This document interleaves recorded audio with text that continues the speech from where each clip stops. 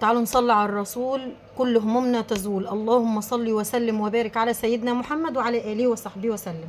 هنتكلم في 3 نقط لو انت عايزة تبدأي مشروعك صح. بس الأول خلينا أقول كلمتين للناس اللي هي بتحجز معايا. يا جماعة أنا شغالة تمام، أنا شغالة لحد يوم الوقفة، بس المشكلة في شركة الشحن. الطقم بياخد معاكي قد ايه؟ الركنة بتاخد معاكي قد ايه؟ بتاخد يوم. يعني انت ممكن تتفقي معايا بالليل، تاني يوم العصر تستلميها. بس المشكله ان انا مش عايزه اكون مش قد كلمتي معاكي، فعشان كده بقول لك ممكن تستلميها قبل العيد وممكن ما تستلميهاش قبل العيد، فعشان اكون صادقه معاكي. يعني في ناس حجزت معايا وقالت لها استلموا قبل العيد، قلت لها والله ممكن تستلميه قبل العيد وممكن بعد العيد. قالت لي خلاص تمام ماشي مفيش مشكله.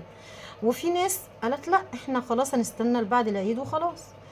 ف واللي خلاني برضو اعمل الفيديو ده واحده من اسكندريه. والله مش فاكره، بس هي بتهيألي من اسكندريه، من اسكندريه.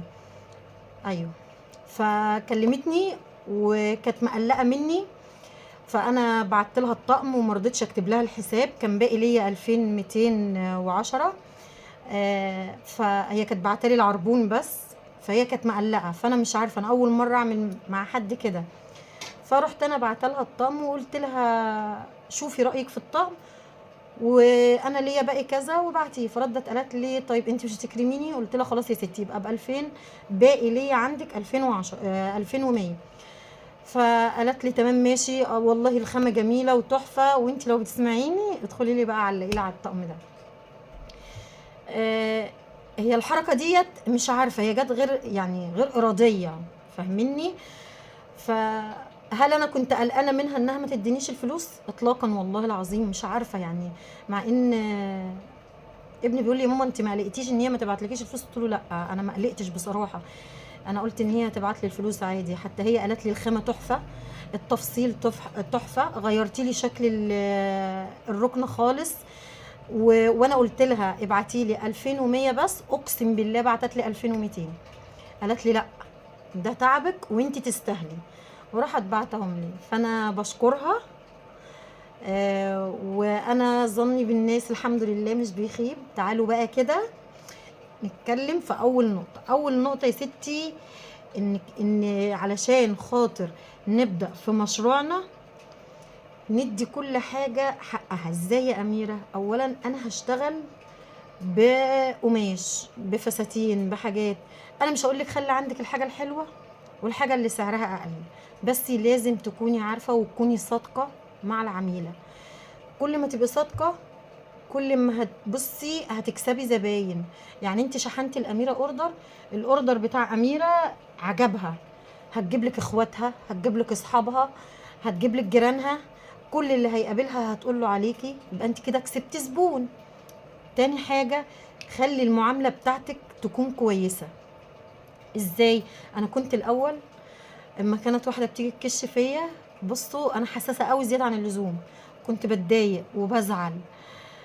يعني واحده كشت فيا وقالت لي الطقم بتاع ماما مش كويس وجاي مش مظبوط وما اعرفش ايه، وكان ب 3700. قلت لها انت بتزعلي كده ليه؟ انا ما حدش زعلي كده، انا مش شغاله عند حد، ابعتي الطقم وخدي فلوسك.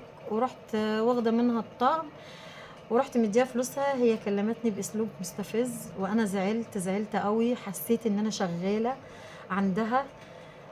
فالمفروض انا مش عايزه اقولك ان انت المفروض تيجي على نفسك، لا انا ما بقولكيش تيجي على نفسك خالص، لا خلي عندك روح واسعه، بال طويل. ازاي؟ ما تبقيش انت غلطانه اصل الزبون ما يعرفكيش عن غير عن خلال التليفون. فلما يكلمك في حاجه انت مثلا هو غلطان في المقاسات، انت القلم بيغلط، انت غلطتي في التفصيل في الحاجه، لازم أن يبقى بالك طويل. يعني واحده كلمتني زعلانه قوي ان كراسي السفره بتاعتها جت مش مظبوطه وكده. قلت لها انت زعلانه ليه؟ اركنيهم خالص كانهم ما جوش وعمل لك غيرهم، ولا تزعلي نفسك. قالت لي وانا اسفه ان انا كلمتك بعصبيه وكده. قلت لها حبيبتي احنا اخوات، حقك انت ما تعرفينيش. ففي ناس كتير اونلاين بتقلل من ناس شغلها كله وباب رزقها بيبقى اونلاين، فلازم تعذري الزبون اللي قدامك. انت هتشتغلي. تالت حاجه ما يكونش كل همك الفلوس. اقسم بالله اوقات بطلع طقم بيبقى يدوب جايب فلوس شيله. ليه يا أميرة؟ ربنا بيعوض. اصل انا مش حابة اكسب زبون، اكسب فلوس، انا حابة اكسب زبون. حابة، قلت لكم قبل كده في فيديوهات كتير قوي، حابة اسم أميرة ده يلف الكرة الأرضية كلها، مش مصر بس، لا يلف الكرة الأرضية كلها. فهيلف الكرة الأرضية كلها ازاي؟ لو انت مبدأك الفلوس، بالمعاملة الحسنة، بالخامة الكويسة، بانك انت ما تكونيش اوفر في اسعارك، انك انت تقدمي هدية مع الشغل. اوقات الشغل ده بيبقى مثلا طالع لي فيه 200 جنيه، تلاقوني ممكن احط فيه خدديات ب 300 جنيه. ازاي يعني انت بتخسري؟ لا، انا الخداديه دي ممكن ابيعها ب 50 جنيه، بس انا عاملاها من قصاقيس، من ما فيش. فاصبح ان انا بطلع هديه، الزبون بيبقى دافع 1000 2000 في الحاجه، واول ما توصلوا كام خداديه بيبقى طاير بيها. يبقى انت كده كسبتي زبون، وكسبتي اخت ليكي في مكان تاني. اقسم بالله انا ليا زبونه في الغردقه كانت بتكلمني ان هي عايزه شغل وكده، فبقول لها حضرتك منين؟ قالت لي انا من الغردقه. فانا نطقت اسم الغردقه قدام بنتي، قالت الله يا ماما، يعني نبقى نروح انا وانتي نسلم لها الشغل. ردت قالت طيب انا عايزه استضيفك وما اعرفش ايه. المعامله الحسنه، حتى لما استلمت الشغل لقيتها بتكلمني وعلى تواصل معايا لحد دلوقتي، وتقول لي تعالي ومكانك. يا جماعه انتي اللي هتحببي الناس فيكي، انتي اللي هتبيعي. بصوا بقى، حاجه هي المفروض كانت تتقال الاول بس انا ما افتكرتهاش الا دلوقتي. ربنا جاعل لك رزق، ربنا جاعل لك رزق في المكان ده هيجيلك، اسعي ليه. طيب يا أميرة أنا مش عارفة أبيع، مش عارفة أشتغل. رزقك متعلق في السماء. اللي معلقه ممكن يكون عدم قربك من ربنا، ممكن يكون ماشية مع حد مش كويس. مش شرط انت تكوني مش كويسة، لأ، ممكن تكوني بتعملي فعل انت مش واخدة بالك منه، فهو ده اللي معلق رزقك مش بينزلك. فحاولي انك انت تسعي تغيري من نفسك. انا طالعه بقالي يجي سنه ونص على اليوتيوب وعلى التيك توك. ثواني، طالعه بقالي سنه ونص، بسم الله ما شاء الله ولا قوه الا بالله. الف حمد وشكر ليك يا رب. اتميزت، اتعرفت عن غيري. انا بقعد كتير قوي ارجع كده مع نفسي واقعد اقول ايه، انا حكايتي مع ربنا، يعني حاشا ان انا اقول حاجه زي كده، بس انا بقول لكم تجربتي. انا ليا رزق بس كان معلق بسبب مثلا صاحبه كنت مصاحباها، بسبب ان انا ما كنتش بسمع للغير، انا كنت بنفذ اللي في دماغي، بسبب ان انا كنت طايشه. لما تقعدي كده بينك وبين نفسك وتراجعي حساباتك وتلاقي بينك وبين نفسك ان انت غلطانه وتعترفي بالغلط ده بينك وبين نفسك، ساعتها بس رزقك هينزل من السماء. انا دلوقتي ليا رزق. انا لو اقول لكم انا ليا مرات عمو وبناتها، اقسم بالله كل ما بناتها يشوفوا حد يقولوا لهم ايه ما تعملوش عند اميره، ده اميره دي غاليه، ده اميره دي مش كويسه، ده اميره دي مش عارفه سالفه فلوس، ده اميره دي مش عارفه ايه، وماشيين يتكلموا. انتوا عارفين ان كلامهم ده بيرفعني مكانه عند ربنا؟ مكانهم، كلامهم ده اللي وصلني للي انا بقيت فيه دلوقتي. بقيت بفرح لما بسمعهم بيتكلموا عليا.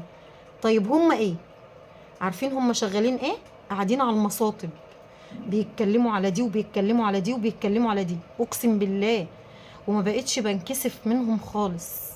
كنت الاول اقول ايه الله يسهل لهم، دلوقتي بقول الله لا يسهل لهم والله العظيم، لانهم مش بيسيبوني انا بس، لا، اي حد، اي حد.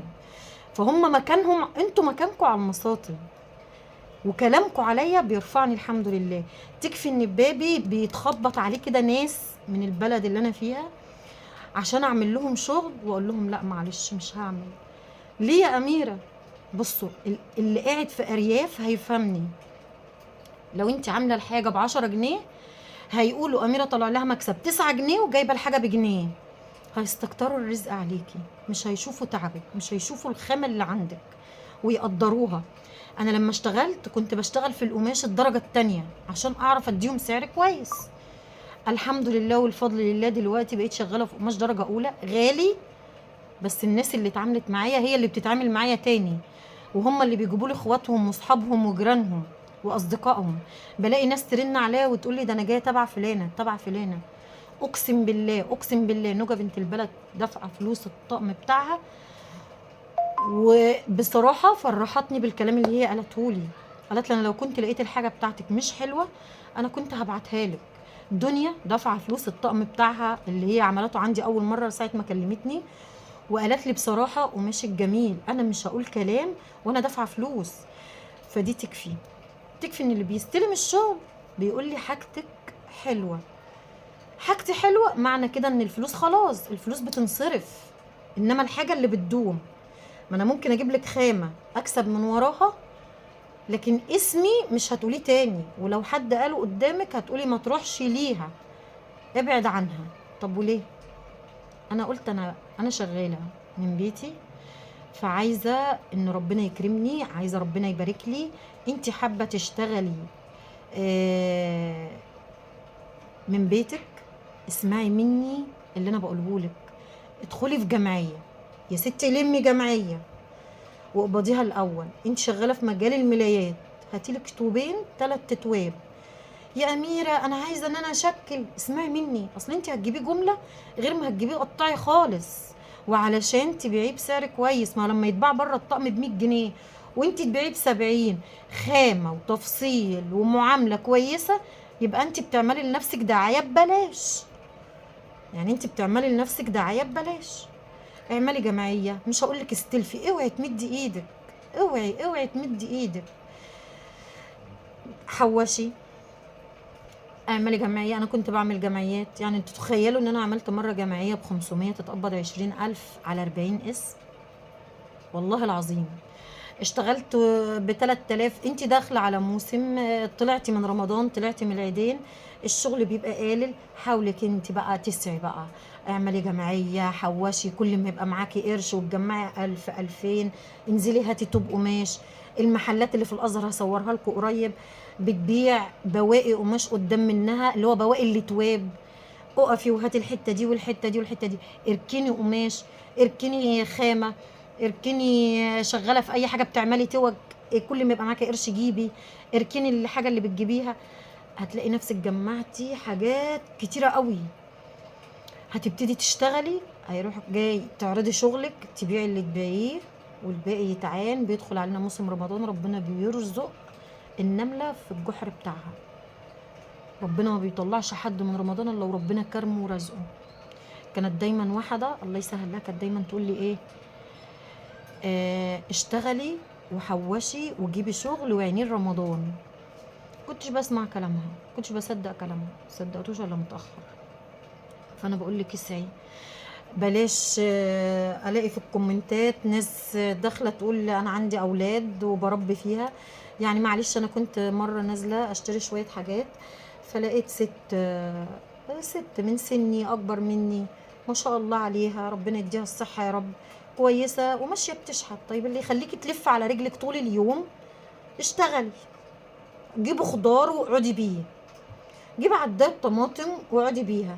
انا مش بشتري خضار ولا بشتري حاجه من الحاجات دي غير من الناس اللي بتبقى قاعده كده، والله العظيم. ولو الحاجه ب5 بروح مدياله ل10، اقول له وزن لي كيلو ونص، وبروح مدياله ل10، وزن لي كيلو واديله ل10. انتوا فاهمين؟ مش بقول لكم كده انا بعمل ايه، لا. وعايزه اقول لكم نقطه، ما تجيش على واحده غلبانه وتقعدي تفاصلي معاها.